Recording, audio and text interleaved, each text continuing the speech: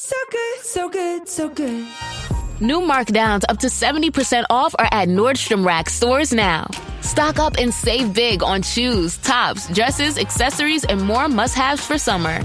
Join the Nordy Club to unlock exclusive discounts, shop new arrivals first, and more.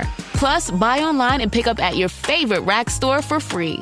Great brands, great prices. That's why you Rack. So you're saying with Hilton Honors, I can use points for a free night stay anywhere? Anywhere. What about fancy places like the Canopy in Paris? Yeah, Hilton Honors, baby. Or relaxing sanctuaries like the Conrad in Tulum? Hilton Honors, baby. Ooh, what about the 5-star Waldorf Astoria in the Maldives? Are you gonna do this for all 9,000 properties? When you want points that can take you anywhere, anytime, it matters where you stay. Hilton, for the stay. Hey, I just Venmo'd you for rent. Nice. Now I can instantly spend it whether I'm checking out online with Venmo or using a Venmo debit card. Say more. More exactly. Because the more you do with Venmo, the more you get. Like earning up to 5% cash back with Venmo Stash on a bundle of brands. So, order more pizza. The math demands it. Get the Venmo debit card. Venmo Stash bundle terms and exclusions apply. See terms at venmo.me/stash terms. Venmo checkout not available at all merchants. Venmo MasterCard is issued by the Bancorp Bank N.A. 3, 2, 1.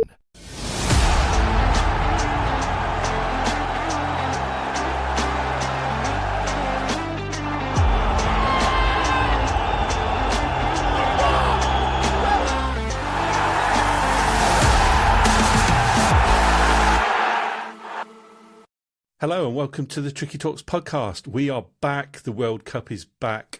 And on today's show, we have the first in a series of roundtable discussions with various guests where we chat about anything and everything to do with NFFC. Before I introduce today's special guests, Kate is here. How are you, Kate?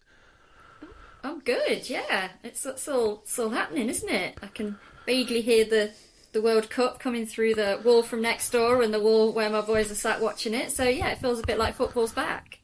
It does. Kate and I are actually delighted to welcome to the show Greg and Richard from the Talking Reds podcasts. Hello, chaps, and welcome. Greg, how are you?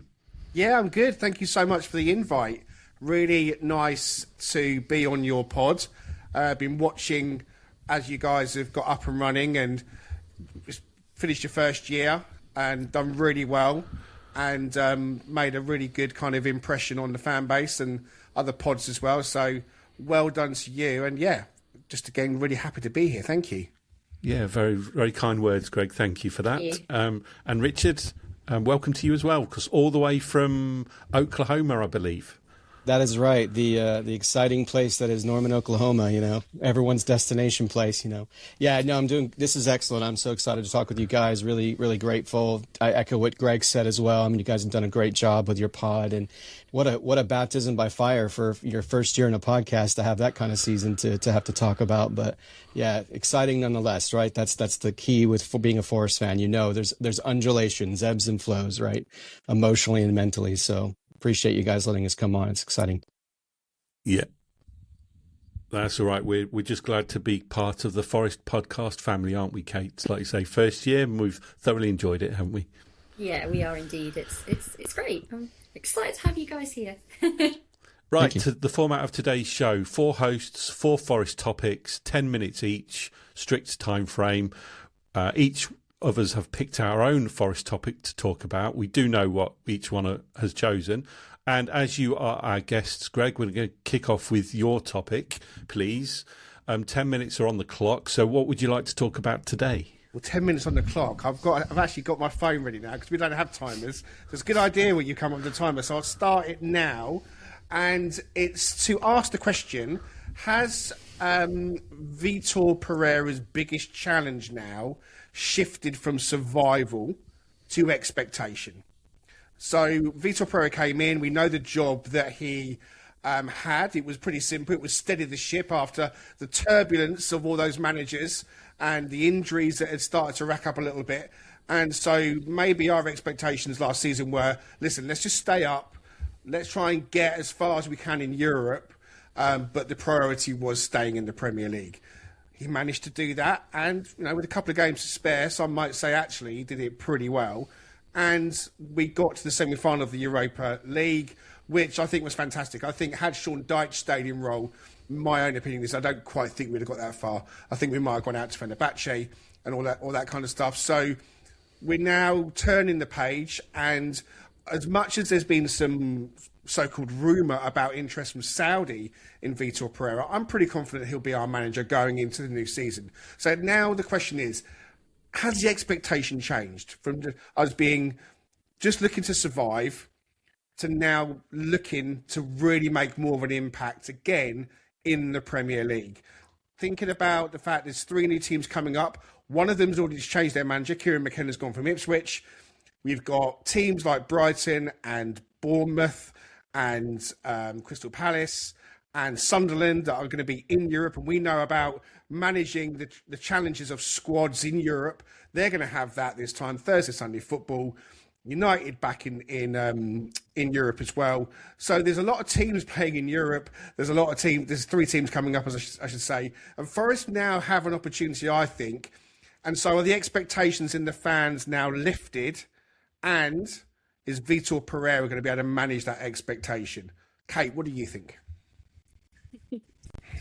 I think this is the absolute joy of being a football fan, isn't it? Like, just rewind a few weeks and we're all like, please let us stay up, please let us stay up, please let Spurs lose, let's just get a point here, a point will do. And now, like, we've literally had, a couple of weeks to go, and now we're all like, right, we're going to win a domestic trophy, we're going to qualify for Europe by finishing top 6 in the league, this is our season, it's going to happen. And yet you just know that it's Nottingham Forest, isn't it? It's not going to look like that when that first ball gets kicked in August. It's all going to start to dawn on us that actually, we support Nottingham Forest. I absolutely echo what you say about Pereira. I do think he'll be manager at the beginning of the season, and I think that he absolutely should be. I think he's earned that, and I have to say that I didn't immediately warm to him.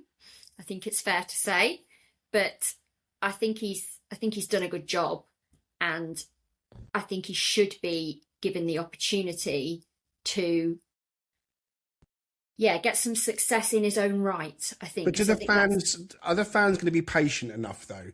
Because, as I just said, we're a brutal bunch, and everyone knows that being in the Premier League is difficult. So, Simon, you want to come in. Are the fans going to be patient enough? Is that expectation now realistic? I think the fans are going to be patient enough. I wonder whether the owner is going to be patient enough.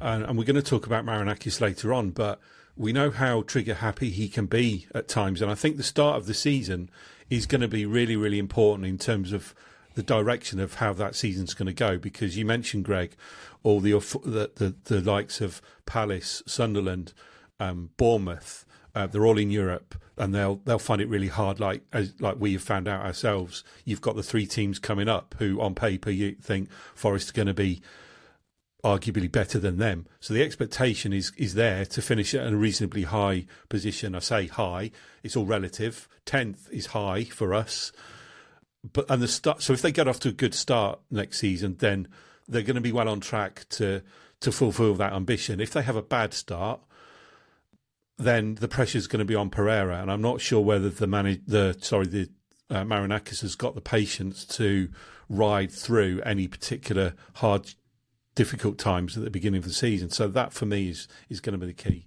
Richard? Yeah, I mean, what about you, Richard? I mean, we've spoken a lot on our pod about stability and so on. It's not so much the question about being stable. It's more about, I guess, the shift from that survival that we knew we had to achieve to now making sure we break that top 10. I mean, what does success look like for Forest next season, Rich?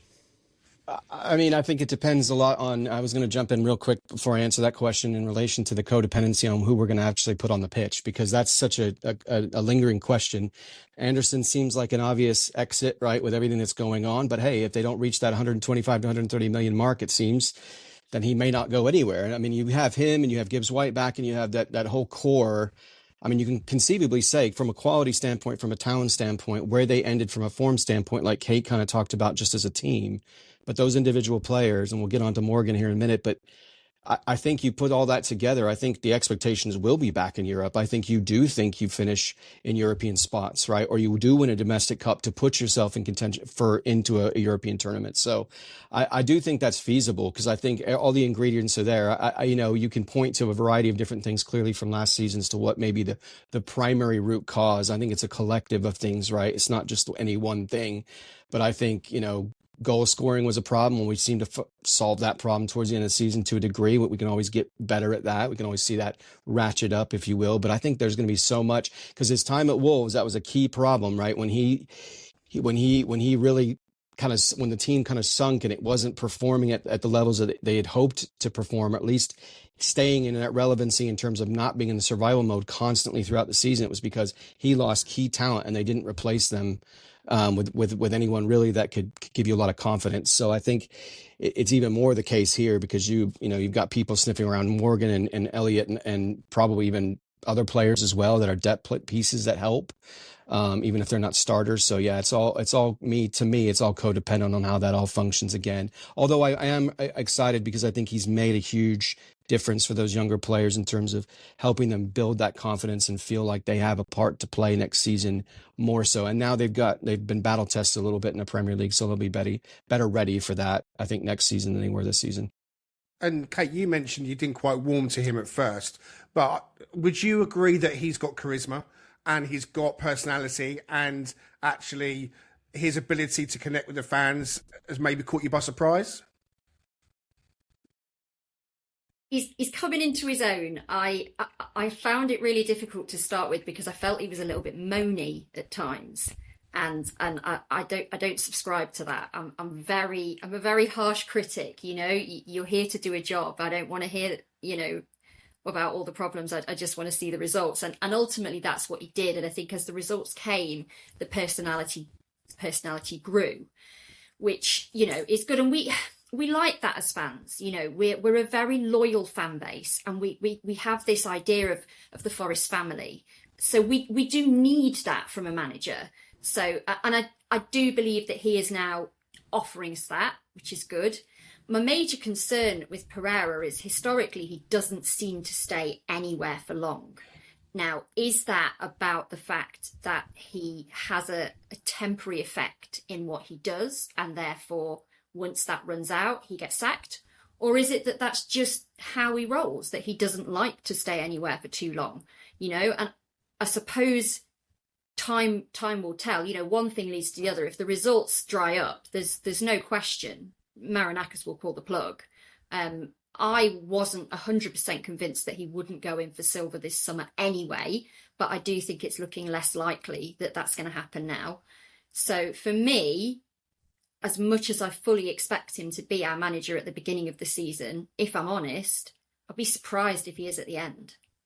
Yeah, I mean, that's the thing. He might have a record where he doesn't stay in jobs that long, but I kind of feel like that's the culture in football these days. And we're the club that, with our owner, we should know better than anyone that a run of poor results and you're going to lose your job. So out of time on my segment, but just flipping it back to say that, is his biggest challenge now managing expectation rather than survival? Well, I bloody hope so, because I don't want to be managing survival next season. I want to be managing expectation. Going back a year before when we had the season of seasons and we were in the top three for most of it, we ended up finishing 7th, which we'd have all bitten your hand off for at the start of that season. My gut feeling is that, give him a pre-season, let him have expectations in himself and the players, and the rest will follow suit.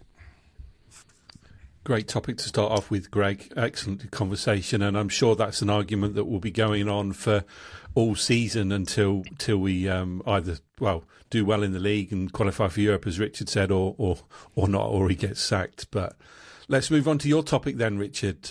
What would you like to discuss today? I know you've got a particular player in mind. Yeah, I think anybody who watches our pod knows my affinity for Morgan Gibbs-White. I had a little moment of doubt right in that first half of the season. Thought maybe his head was turned. But yeah, can we allow Morgan Gibbs-White to leave? And if he does, what do we do? That's the question, right? I mean, there's lots of pontification potentially on that, but it's not an easy thing to do, obviously, given what his stature is. But yeah, go ahead, Simon, jump in. I got some stats I want to share with you that just kind of emphasize why he's important, but go ahead. Yeah, we had this similar conversation on our pod a couple of weeks ago, and I asked the guys on the spot who they thought out of Gibbs White and Anderson was more important to Forest, and unanimously we all said Gibbs White, and he's the talisman, he's the player that makes them tick. He's essentially one of the biggest reasons why they survived in the Premier League this season, and arguably he'd be harder to replace in that lineup than somebody like Anderson. So for me, it's a no-brainer. You've got to keep him. I think his Forest season partly depends on whether he's in the starting lineup or not. Obviously, you don't know what recruitment they will do if somebody like Gibbs White was to leave, but if he does, he's going to be very, very hard to replace, I think, and arguably more difficult than Anderson. So for me, they cannot afford to let him go by any means. And you think the nightmare scenario would, of course, be that they sell Anderson and Gibbs White. I don't think that would happen. I think the Anderson sale probably would go, and I'm sure Gibbs White will stay at this moment in time. I'll quickly jump in and say that I think that to lose Gibbs White alongside Anderson would cause the meltdown and meltdowns.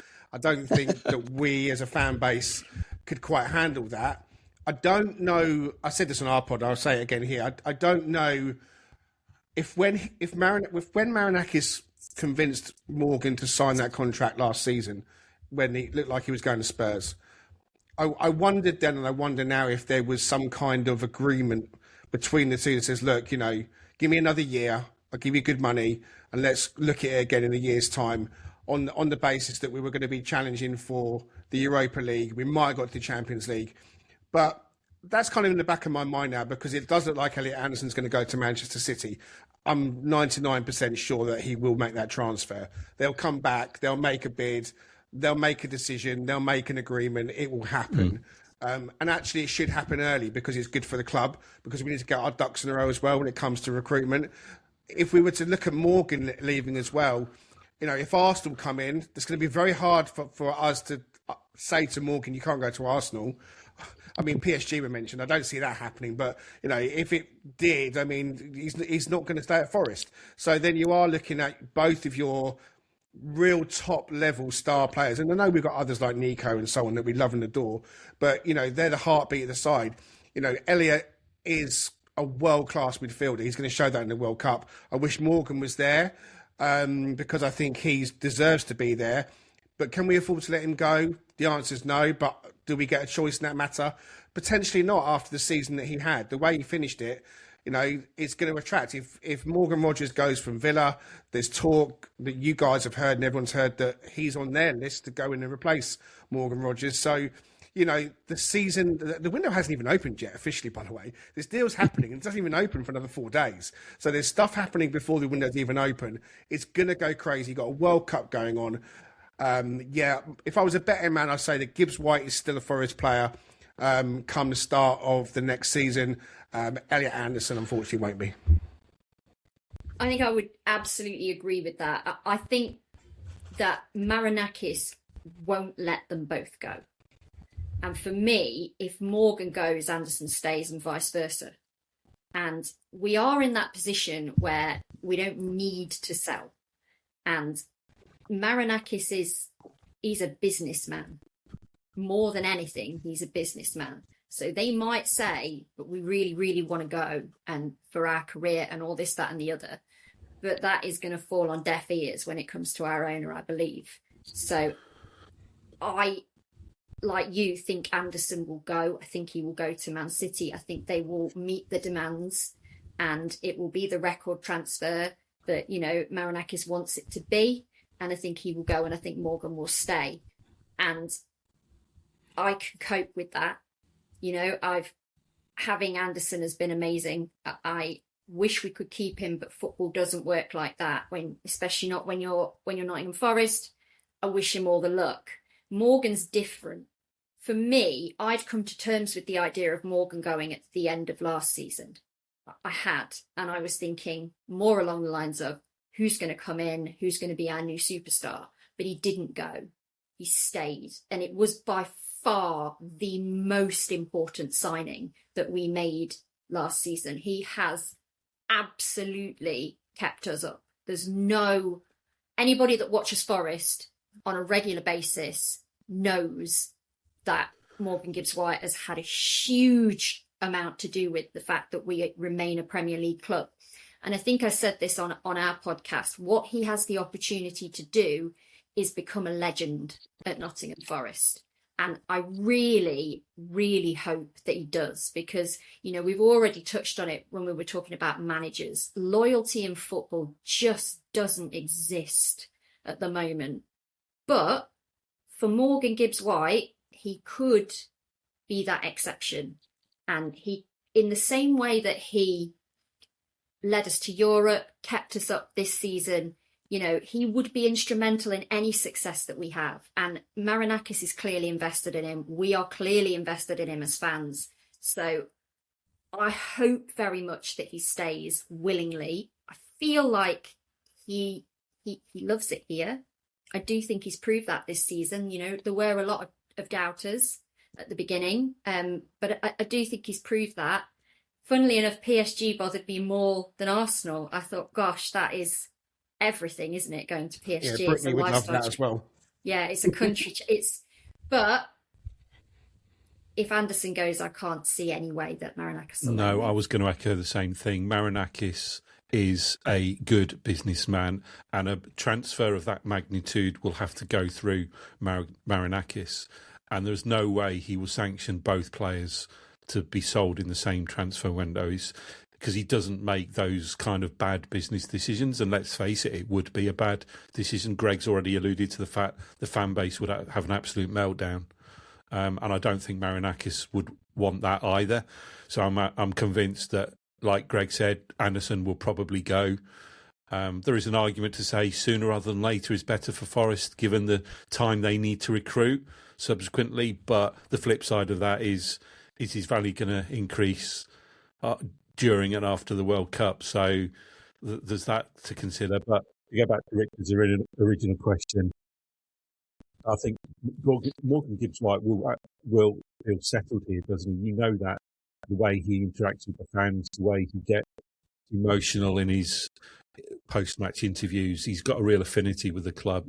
So I don't think he would be wanting to necessarily push a move either. So I feel as though fairly confident that Gibbs-White will stay at least for now. This episode is brought to you by Fox One. Watch all 104 matches of the FIFA World Cup live in 4K for just $19.99 a month with 3 days free. Build your own multi-view, choose up to 3 streams, and follow player spotlights. Stay on top of every moment with live stats, highlights, and instant replays. The FIFA World Cup, streaming live on Fox One. Offers are subject to change. See fox.com for complete terms and conditions. Wishing you could be there live for the big game, soaking up the atmosphere of the crowd. But too often, life gets busy, or the price holds you back. Priceline is here to help you make it happen. With millions of deals on flights, hotels, and rental cars, you can go see the game live. Don't just dream about the trip. Book it with Priceline. Download the Priceline app or visit Priceline.com. Actual prices may vary. Limited time offer. Study and play come together on a Windows 11 PC. And for a limited time, college students get the best of both worlds. Get the Unreal College Deal. Everything you need to study and play with select Windows 11 PCs. Eligible students get a year of Microsoft 365 Premium and a year of Xbox Game Pass Ultimate with a custom color Xbox wireless controller. Learn more at windows.com/student offer. While supplies last. Ends June 30th. Terms at aka.ms/collegepc. Yeah, I'm just going to jump in because I think Richard's going with a couple of technical issues, and this is his question. But I'll just quickly add that I think what you guys were saying as well, you know, he can build so much by staying at Forest. He can make it his club. You know, he can be the main man for not just the next season, but for the next 5 seasons. If he goes to an Arsenal or the like, you know, yeah, okay, he'll go to a club with trophy ambitions. And God, I sound stupid when I say what player wants to turn that down. But sometimes footballers want more than that. They want that adulation that he is the main man at Forest. He's the one that all the fans really kind of look to. And, he he has to stay in my eyes. I think Richard's back, and I think you've got some stats and facts for us before your minute closes. Look, at the end of the day, this is only going to probably support what we know from an eye test standpoint, right? So it's probably not worth going through all of them. But I would say the one thing that is clear and evident is the fact that he's 37% of all of our goal contributions.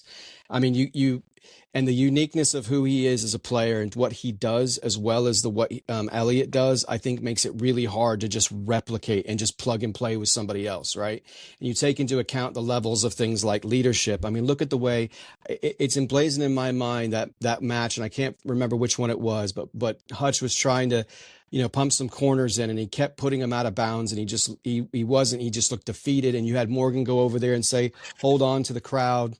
And then, kind of buoy him up and G him up and trying to get him feeling better about himself. And I think that's the shift here. And to Kate's point, I think he recognizes I could become a squad player very quickly in the same manner that Eze kind of did to a degree at Arsenal this year, the way that Grealish eventually did when he started to kind of descend in terms of his effectiveness with Man City. So you just don't want a player with his caliber and his age to just become a number, because he can be so much more than that. And I think he sees it. We're right there again. The bulk of the squad that got us to 7th is still here, and they've only gotten better, and they've only, I think, improved from a mentality and a standpoint by virtue of going through what we went through last season, right? Having touched that European experience and being disappointed. And so they're going to have a hunger and a fight for it as well. And so anyway, I absolutely love him. He can't go anywhere. I'm sure Marinakis is going to pump up the weekly wage.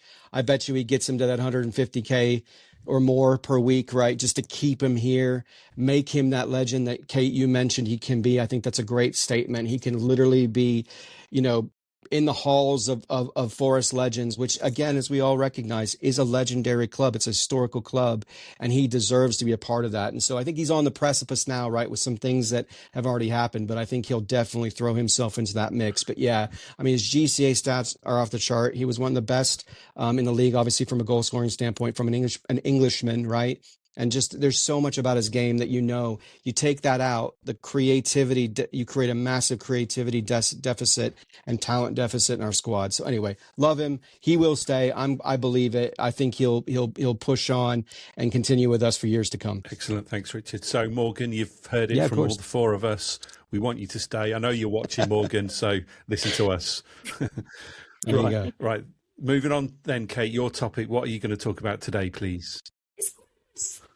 That we've got going on here, it makes us look like we really know what we're doing. If you notice, we've kind of gone from manager to the connotations of the players, and now we're going from contracts to Evangelos Marinakis. Okay, the big Greek, our owner. And what I had this conversation in the car driving to Herning, because we stayed in Copenhagen, so we had a 3-hour drive from Copenhagen to Herning on the match day, and it was a really interesting conversation. My question to you is, Evangelos Marinakis, is he a hero or is he a villain? So I'll put out there. So 2017, he purchased our club and made a very bold statement that we would qualify for Europe within 5 years, and obviously started talking about the stadium redevelopment. So as we all know, we got promoted to the Premier League in 2022, and we did qualify for Europe last year. So, when you look at it like that, he's absolutely a hero. He's brought Forest back to where we've all believed that we belong for a very, very long time. However, the flip side of that is in 2024, he got a 5-game ban for spitting at the officials after we lost to Fulham. There is the infamous going on the pitch after the Leicester game and, having words with Nuno. And a lot of people say that is where that relationship really started to break down. And, we know what came after that. We've got the tweet about the officials, which somehow got into the public domain. We've got, I think when we went on the tour last weekend, did they say it was 5 TVs he's broken this season already? Well, 5 TVs in his time at Forest, not in one season. Oh, was it not in one season? So, it does beg the question, with having Marinakis as your manager, the controversies do come, and the consequences of those. We get onto the Edu thing as well. That's got to be in there. So I will go to Richard first. For you, Evangelos Marinakis, hero or villain? Oh, hero. Come on. Yeah. I mean, yeah, look, stylistically, he may not be everyone's cup of tea, as it were. So I understand that very much. I think, Simon's an NFL fan. There's some pretty interesting personalities in the NFL ownership, ranks as well. And some that are very involved and micromanage everything and sort of tend to be, impossible to kind of separate from the business to the actual operations side and the development side of teams and so forth. And so, he clearly loves Forest. I mean, I think he's spoken about his affinity for the club in terms of what they've been and what he wanted to bring back to them, which you just touched on, Kate. He did that very well in a much more rapid way than we thought, right? But I do think probably on the periphery, there may be a few Forest fans who get tired of maybe some of the antics and some of the things that you mentioned in terms of how he operates. He knows what he likes and he's going to hold firm. We're seeing that in living color right now with the negotiations with Man City as it relates to Anderson, which I think is a good thing because I think he's doing it for the benefit of the club. But yeah, on the outside world, I'd say probably everybody on social sense, Forest fans probably think he's a villain because they just perpetually talk about him, right? He's a galvanizing, polarizing figure in world football today. And so, yeah, for me personally, he's a hero. I understand the concept of the villain idea because, maybe we call him more of an anti-hero. I'm going to get into what my son likes to talk about with, anti-heroes, in comic book lore. But yeah, maybe something more like that. But to us, for me, I would say the majority of us probably feel this way. I feel this way. He's a hero. Greg, four managers, still a hero? Yeah, absolutely. I mean, good point. Richard just touched on it. I mean, it depends on who you ask. If you ask me and any Forest fan, I'm pretty certain that everyone would say he's an absolute hero. If you ask anybody outside the club, then that's where the villain. I mean, I've always referred to him as the pantomime villain because a lot of them kind of like to boo and hiss at him for the antics that he does. And so, when I've actually been invited onto a couple of opposition previews for Spurs and Sunderland last season, the first thing I get asked is about Marinakis. Do you like him and what's he like? And because they're kind of almost transfixed by him. He is a larger-than-life character. The Palace fans are obsessed with him. He gets under the skin. So in terms of what he's done for Forest, I can live with the four managers because we survived. But, he was very quick to address the Postecoglou hiring by sacking him quite quickly. That took cojones because he made that appointment and he stepped up and got rid of him. I wasn't in favour of him sacking Sean Dyche because I was kind of having a bit of a flap at the time. Wasn't a fan of the football, but I was in survival mode. I was convinced, and I still think that Sean Dyche would have kept us in the Premier League. But that's another conversation. But he made a decision, and actually, you know what? He got it right because Vitor came in, and we went further in Europe than I think we would have done under Dyche. So he's making big decisions. The TV smashing, I haven't got a problem with that. The demanding nature of him, I haven't got a problem with that whatsoever. The walking onto the pitch, I don't really care about that. He's the owner. He can go on the pitch if he wants. I just see it differently. I really, really do. People like Gary Neville and the outside make a lot of noise. Oh, what's he doing on the pitch? What's he doing on the pitch? It's like, yeah, and in Greece they do a lot of that. It's very, very different there. So you got to understand that his mentality is of a certain nature and his drive is what has got us into Europe and will get us into Europe again very soon. He set a plan. He said that line, in the end, we always win. Okay, it's a bit tongue-in-cheek, but in the end, it kind of does win a lot, when it comes down to it. If you look at his reaction when Olympiacos won the Conference League as well, he's right in the thick of it. He wants the same for Forest. He puts a lot of money into the club and then converts a lot of it into shares. Go and watch our finance episode with Raf and he'll explain all about how Marinakis does that. So you don't go into football ownership to make money. You go into it and you effectively lose a lot of money. So we're very, very lucky that we've got an owner like him that's got ambition, that's got drive, that's got personality, that's got desire to get Forest back to where we belong. I'm old enough to remember the Clough days, as maybe one or two others are as well. And he sees Forest as that club. And a lot of our fan base have had a lot of years in the Championship, and their viewpoint is actually, we're Forest, and actually we're not a big club really at all. Well, actually we are. Forest are a huge club, and Marinakis has reminded us of that. Yeah, I mean, I was going to echo exactly what Greg said there, Kate, in that the perception of Marinakis is that he's a pantomime villain. He's not a criminal in terms of the way he operates Forest. He's a pantomime villain because he wears his heart on his sleeve. And I think a lot of the things he does, is Greg said as well, you know, it's a legacy of how Greek football operates. I mean, they have the way Greek football is, they have statements in the press slagging off officials and stuff, don't they? Which you wouldn't be able to get away with in this country.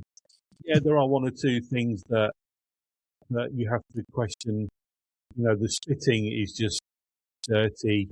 The tweet that he sent out, whilst he may have had a very, very valid point, it would have come from him. That sort of tweet wouldn't have gone out unless he signed it off. And you know, the reaction that the football world had to that tweet, even though we all agreed with it, I don't think it did the club any good.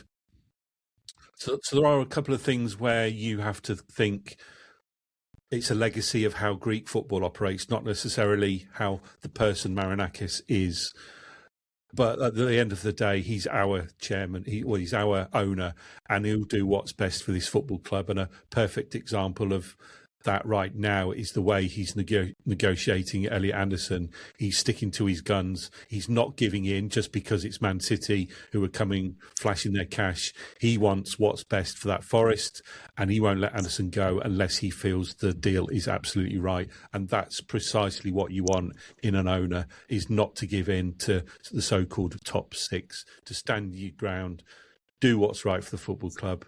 And if he decides to sell Elliot Anderson for however much, then we have to back him, don't we? So that's my thoughts on Anderson. Can I quickly just jump back in for like 10 more seconds? The stuff that might muddy the waters for some Forest fans and those that aren't Forest fans are the accusations in Greece of bribery, of corruption, of other things that he's never been found guilty of, that have never been in front of a court, have been thrown out. But those kind of things carry a bit of baggage. And then when you go to, I think it was a basketball game, and you end up slapping someone around the face in full view and get your T-shirt ripped and that. I mean, it's unconventional to say the least. And we don't endorse that kind of behaviour. But, you know, he is what he is. And I don't think he's ever going to change. I don't think he is. And for me, that's, you know, you've all described him as a pantomime villain.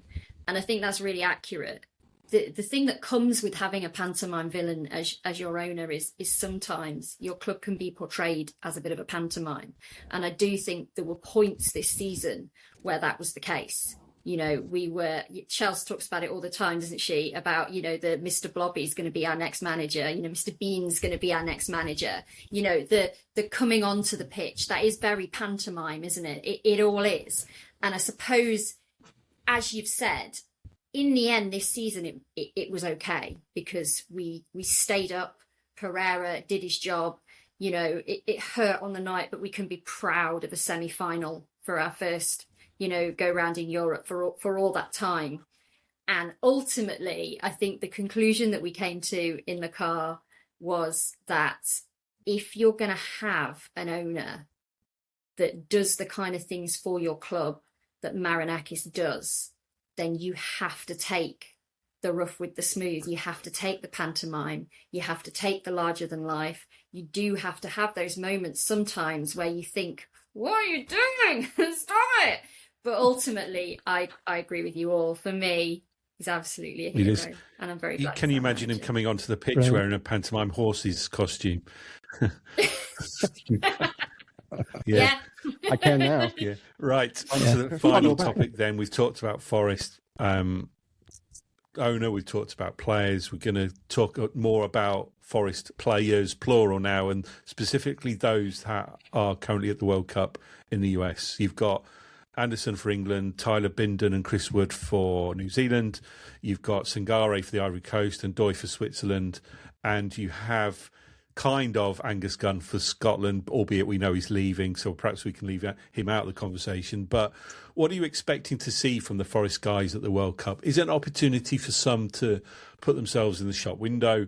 Is it an opportunity for some to perhaps think about, well, I really want to make an impression at Forest? Or what are you expecting to see from Forest players? Are you watching anyone in particular? We'll start with you, Richard. Obviously, Anderson's the main focus with him being English, but you're not English. What are you looking for from Forest players at the World Cup? No, I think some of those that you've listed are pretty cemented in terms of how they functioned in the Premier League and the kind of impact they've had both on Forest as well as the sort of talent that they've showcased within the Premier League sphere, right? I mean, Sangare, we know the history with the injuries, the illness, the multitude of things that prevented him get on the field. But I would suggest that Bindon, for me, is probably the one that has the most to sort of gain from this, just because of he's been kind of languishing and, he's obviously come from, I think he was from LAFC, or he was in that academy, I think, and then he moved over here, and he's obviously gotten signed by Forest, and he's been well known to a degree. I mean, the talent is evident, and I have a cousin who's a Forest fan who lives in Auckland, actually, and so he's talked about Tyler Bindon and what they think about him there, and I think he even won a footballing award in relation to New Zealand a couple years ago, and so it's hard to showcase yourself when you're in League One and you're in Championship, probably a little bit more in Championship because you're on ESPN, right? In the US, for example. But ultimately, I think he's the one that I think would be the most likely to show what potential he has. And when he's going up against the kind of talent that he's going to go up against in the World Cup, some teams aren't going to be talented. They're certainly not as collectively talented as most teams in the Premier League, but there's going to be an uptick in terms of what he's facing because a lot of these players do play in some of the bigger leagues. And so when he has to go against those types of talents, it's going to allow him to, I think, up his game a bit. He's going to learn from the experience and hopefully come back more confident, more energized, more willing to again, show what he's capable of within our training regimen and leading into that, through that preseason, leading into the season. But it'll be interesting to see what they're doing because we're touching on some of these, the Polish lad and the I think there was another one from, was it from Frankfurt that I think we were looking at? Theet, I think, a Belgian player. And so there's these other center backs that are kind of just lingering in the background as being rumored.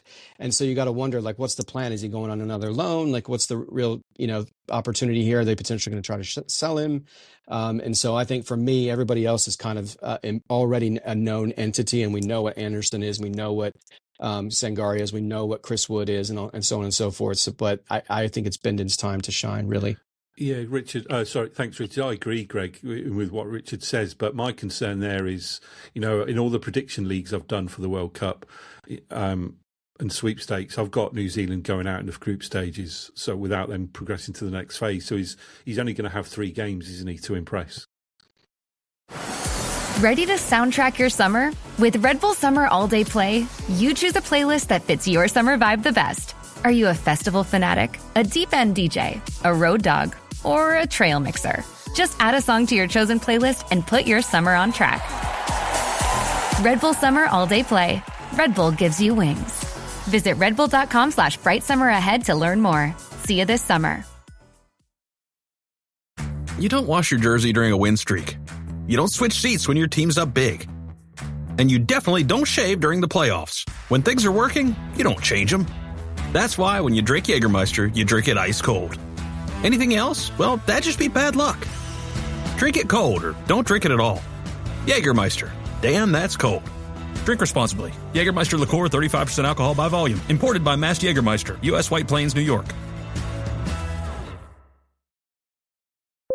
When you need to build up your team to handle the growing chaos at work, use Indeed Sponsored Jobs. It gives your job post the boost it needs to be seen and helps reach people with the right skills, certifications, and more. Spend less time searching and more time actually interviewing candidates who check all your boxes. Listeners of this show will get a $75 sponsored job credit at Indeed.com/podcast. That's Indeed.com/podcast. Terms and conditions apply. Need a hiring hero? This is a job for Indeed Sponsored Jobs. Yeah, I'm not really looking at Bindon and Wood, if I'm honest, for that reason. We know what Wood can do. I hope he comes through unscathed. I hope they have a good tournament.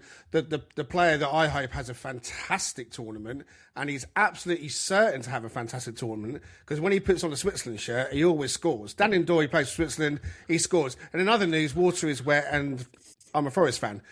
So if he has a great tournament, we can sell him. That's kind of what I'm hoping for, because he hasn't got going at Forest. I've not really been impressed with him.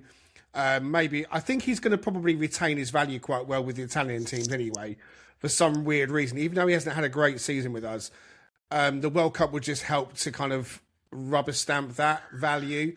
So I hope he has a good tournament. I hope they all have a good tournament. I don't want them to be injured, or I want them to come back healthy, of course. But looking at the games, England are obviously the team that should go furthest. And Elliot Anderson is a world-class midfielder. And for all those Man City and Man United fans that are on X at the moment, bleating about the price and how he's not worth that much money, well, that's because they haven't watched him. Yeah. They haven't really watched him. They'll watch him now. He's bossing and anchoring and manoeuvring and ordering and being the midfield orchestrator that allows Rice to do what he does. The balance in that midfield is the best it's been for England for a long, long time. So he's going to be catapulted. And if we don't sell him before the World Cup and it finishes, maybe someone else will come in and want to pay even more money. You just never know. So that could happen. But look, Sangare stay healthy. Bindon and Wood will go out in the group stage. Dan N'Doye will score probably 6 goals and be the Golden Boot winner because he's playing for Switzerland and he turns it on playing for them. And we'll see what happens after the World Cup in terms of getting him out of the club and transferring. Yeah, that's a strange one with Dan N'Doye because we've seen what he can do with Switzerland and he hasn't translated that into Forest at all. But, if he does have another World Cup, Greg, where he performs really well, would you not want to give him a second chance at Forest? Because we can see it on the international stage. I don't know why he can't do it in the Premier League. Is it the Premier League? Would you not? Are you adamant he needs to be sold, or would you give him a second chance? I'm being a little bit obtuse. I am being a bit obtuse because Richard and I have been really frustrated with him. Look, if obviously he's a quality player, but it's just for some reason there hasn't been what we wanted from him. And I think maybe the pressure was on because all of a sudden our season changed from being maybe a top 10 side that we thought we would be with lots of different managers coming in to then shifting towards a survival battle. And maybe he's not cut out for that kind of challenge. So maybe he comes back and he gets the pre-season with Vitor and maybe he gets a new lease of life. So look, if he comes back and he's at the club still, then, listen, he'll have my full support. They all will. But so, yeah, I'm being a little bit flippant, a bit obtuse about him, just based on, I've become a little bit fatigued by him. And again, I'm kind of joking around his Switzerland form versus his Forest form because it does seem a real thing.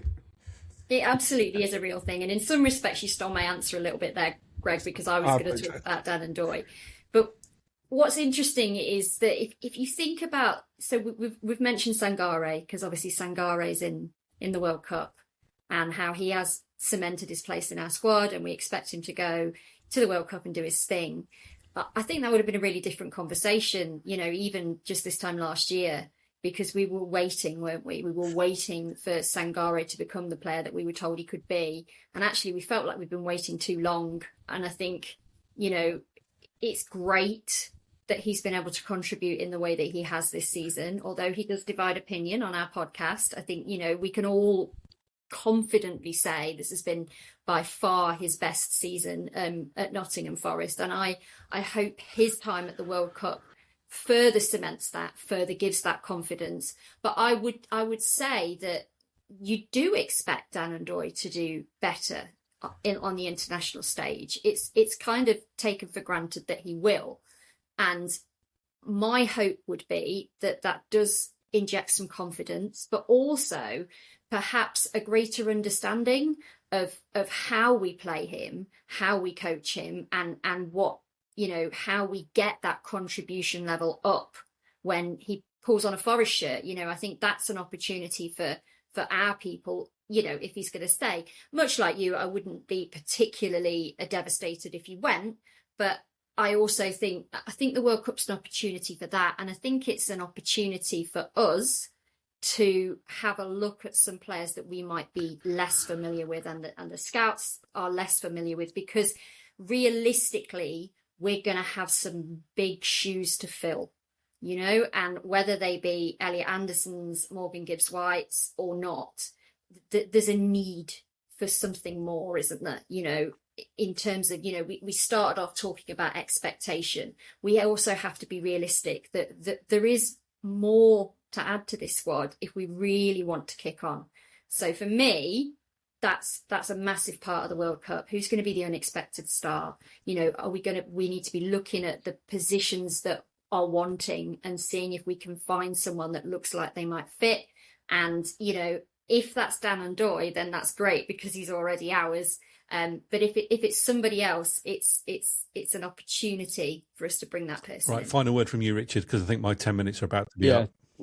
Sorry about that. Yeah, just real quick, a couple of things. Firstly, I would say, I know he's under contract, but, you know, we recognize even with Callum Mwenda, and we'll see what happens with him, when players are just not feeling comfortable in a situation, you know, he could be trying to engineer his way out as well. I mean, there's been some rumors out there about him not being happy with things. And then I think the second part of that is you look for some clues, which aren't always there, and it's not always obvious because we're not actually in the dressing room, nor are we on the training pitch to actually see what's going on and what the conversations are with Vitor. But he didn't seem to feature him much, to be completely candid, even when he came back healthy. So I don't know if it's, you know, Vitor's having a say, which it seems like he might have a little bit of say in terms of the personnel he's going to have. And by virtue of the fact that you see Bakwa and Hutchinson and others kind of getting, I understand Bakwa played more on the right versus playing on the left, like Ndoye was starting to do at one point. But I would say with Callum coming back, you got a healthy Callum, and you've got Morgan sometimes featuring in that left-hand side in a sort of 4-4-2 setup. We know it's fluid.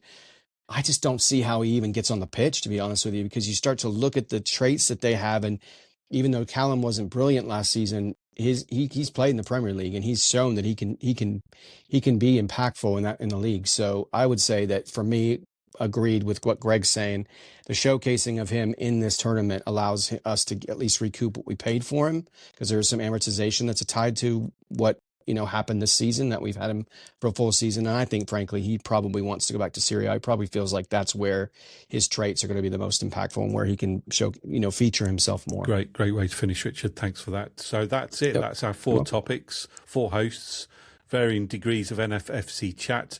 We'll bring more of that throughout the summer, of course. Right. Talking Reds, what have you guys got planned for the summer months before the new season? Anything that would pique our interest whilst the World Cup's going on, for example?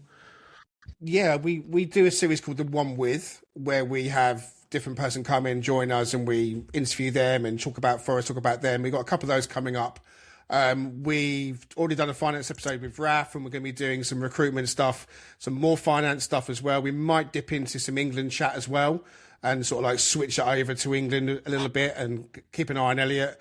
And then obviously when the transfers start happening, we'll be jumping in and discussing transfer targets and kind of being a little bit spontaneous and so on. But we obviously need to set up a return leg. So we need to have you both come and join us for a tete-a-tete on our pod if you'd be happy to come. Yeah, absolutely. I'm sure we will, won't we, Kate? Absolutely, yeah, that'd be great. Yeah, so very much looking forward to seeing what content you guys produce over the summer. Love your live stuff, by the way. That's really great. That's something that we're looking to get into perhaps sooner rather than later. But yeah, love the stuff you do. Some great content. And I love that finance episode that you did. That was really well explained. That's the sort of content that is quite unique and niche, and you can't always find that sort of stuff elsewhere. So it was. Is he the random pundit? He is, isn't he? Yeah, we're lucky because Raf. We're lucky to have Raf. Obviously, comes on our pod to do that. So yeah, we lent into him massively, as you saw. But yeah, he's a bit of a diamond when it comes to that. That's his speciality. Excellent. Right. Any final thoughts, guys, before we draw to a close? Nothing from me. Just keep doing what you're doing and keep listening, folks. And I always say on ours, you know, there's a few pods out there all doing their own little bit in their own little corner. And, you know, we just want to talk about Forest, the club we love, and engage with all the pods. Let us know what you think of this one, of our one. And, you know, we'll try and give you the content that you guys want to listen to and watch. Yeah, and hopefully we'll be more competitive in the podcast prediction league next season as well. So You're not the only one. I failed miserably at that. I drug everybody down. Right, that's it from us for another week. Thanks again to Greg and to Richard and to Kate, of course, for joining. We shall be back next week with a very special episode, all being well. In the meantime, thanks everybody for listening or for watching, and we'll talk to you again real soon.